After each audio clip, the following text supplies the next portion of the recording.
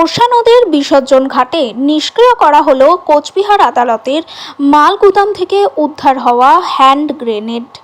বৃহস্পতিবার সকাল 10:30 নাগাদ বিন্নাগড়ি আর্মি বোম স্কোয়াডের পক্ষ থেকে এদিন কোচবিহারের তোর্ষা নদীর বিসর্জন ঘাটে এই হ্যান্ড গ্রেনেড নিষ্ক্রিয় করা হয়।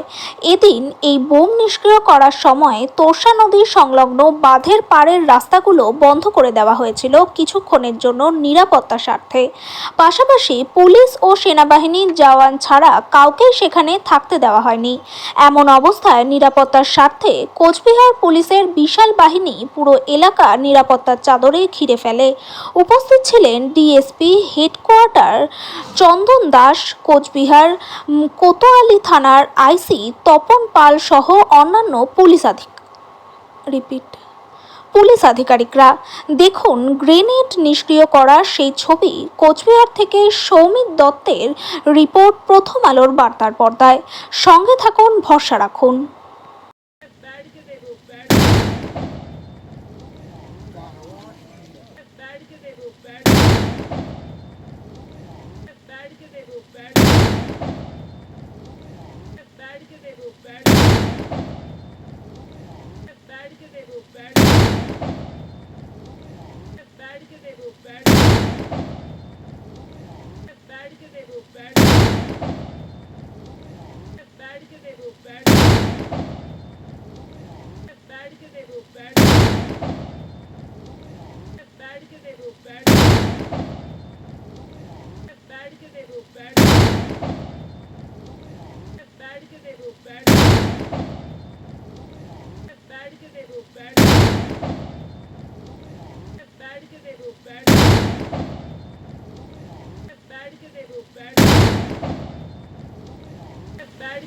Bad